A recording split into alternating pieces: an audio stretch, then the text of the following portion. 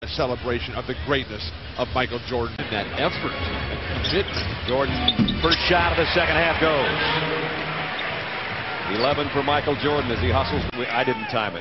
The guys in the truck maybe did. I would say the ovation at the beginning of the game lasted at least 4 minutes as he hit his first shot of the third. Amazing what Derek Coleman has done in the last 2 months. Jordan drains it over Eric Snow. He's got it going. And his thing as he first hit his baseline jumper, and then that one from the wing over Snow, but Allen Iverson with the answer. And came back on the other end with a crossover and the jumper on the baseline to have the answer. And then Eric Coleman. And here come the Sixers. Iverson again behind the back, this time McKee. Philly looks terrific. And Doug Collins says, we got to call a timeout. Break. Iverson sneaks one to McKee on the 3-on-1. It's 67-50 Philadelphia. And we can't wait until everybody's home with their families, and thank you for being there for us. Steal by Iverson. Behind the back again. It's getting to the old hat. McKee is living off Iverson's assists right now. Iverson has done this so many times. The block, tremendous defensive player, Allen Iverson. But in transition, you would think that Washington might start anticipating he's going to throw that behind the back. And then 4 points is what he has right now. But it's also great to see the class and dignity that we're witnessing from Michael Jordan. It will have to be an embarrassing moment. His team's getting just blasted here. He and Iverson, I wonder if it's behind the back. Nope, he'll do it himself, and the foul by Van Horn. Crowd up for their 76ers. They're putting a licking on the Wizards right now. Then Iverson with Van Horn's follow. It is 89-64 at the end of 3. Beds. The Eastern Conference standings. That's how they look right now as Iverson steps to the free throw line for his 30th point. New Orleans playing terrific ball at this point. The crowd chanting. And they're getting louder. 21,257, the second largest ever in this building and the largest crowd of the year. Check our Sprite Mad skills. How about back to 1986? How mad was this playoff game? 63. That shot over Larry Bird. Then Danny Ainge couldn't handle him in the paint. Whoa! There's Bill Walton. Throw it in, Michael. Throw it in over him. Play some defense. Bill, play some defense. Block a shot. Block a shot. Do something. Don't wait at the basket area. What were you thinking here? Was he thinking at all? Well, he scored on the best of them. But disgusted side by, he said you can't teach if people don't want to learn, basically, in a nutshell is what he was talking about. You know, and one more thing. Just looked at Michael Jordan with all the people chanting at him, and I gave a thumb toward the court, and he shook his head in the universal sign. Team down, the fans want him.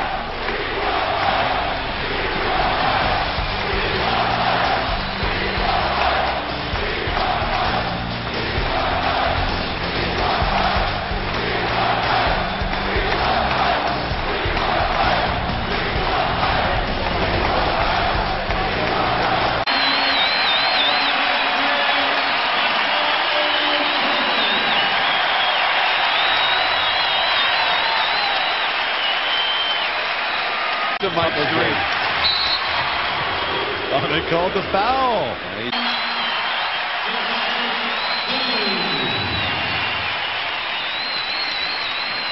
And he's going to get the bounce pass from the retiring Tommy Nunez, the referee. Let's check in with David. You know, guys, when Mickey Mantle hit his final home run, there's always been some question about whether he knew the pitch was coming. I think Michael Jordan knew that foul was coming. Eric Snow was awfully quick to come over there and foul him. Doug Collins was the guy I really think that convinced Michael to go in. And now Doug Collins is telling them to take a foul so that he can. There's the end of a legendary career.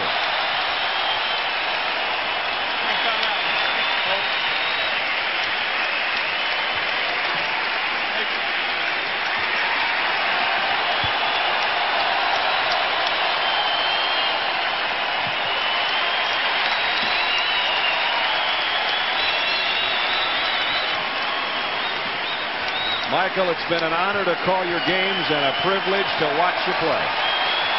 Thank you, Michael Jordan.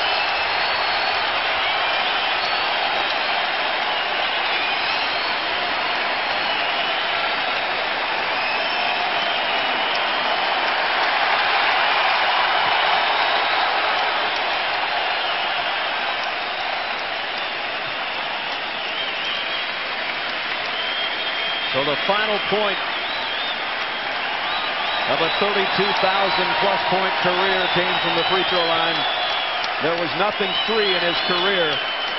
He worked to become a six-time NBA champion.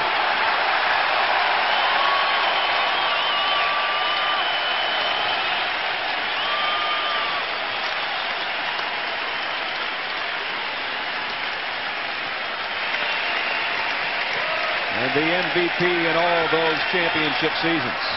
All 6 of them.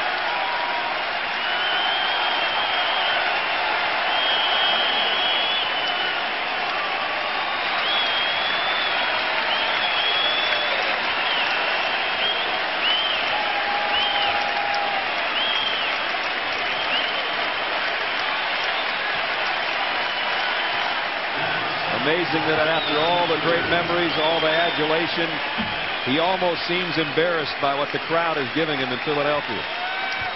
He would just as soon not have any of this.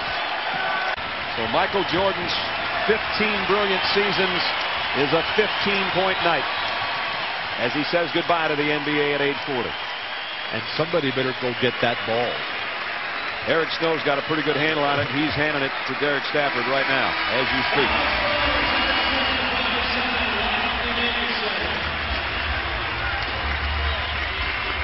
Larry Brown, who said, "I hope he scores 100 and we win." Michael didn't score 100, but the Sixers did win.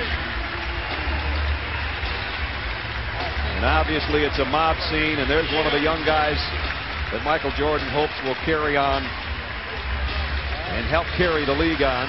Allen Iverson, the Tracy McGrady's, the Kevin Garnett's, the Webbers and the Kobe Bryants. The guys that will be stars, but will there ever be one to shine as bright as that guy?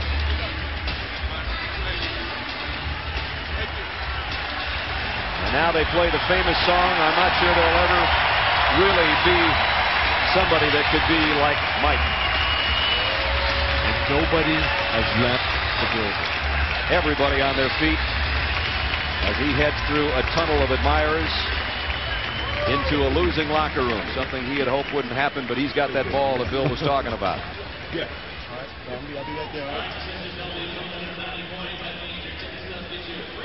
Let's check in with Michelle.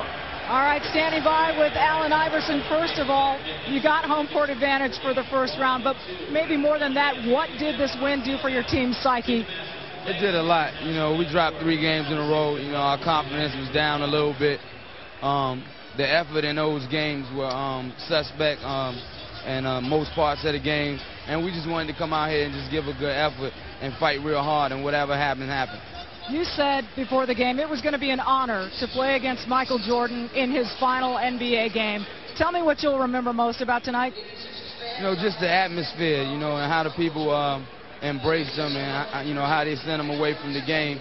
It was just special, you know, something I was just glad to be a part of. I feel like it's a tribute, you know, to my family and friends, all the coaches and teammates that I've ever had to help me get to the point and be able to be a part of something like this.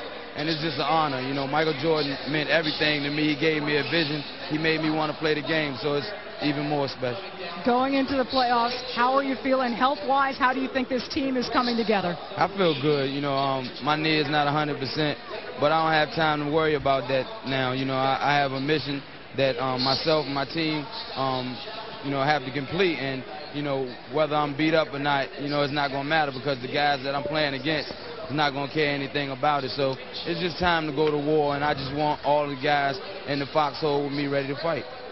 Congratulations on the win. We'll see you in the playoffs, Allen.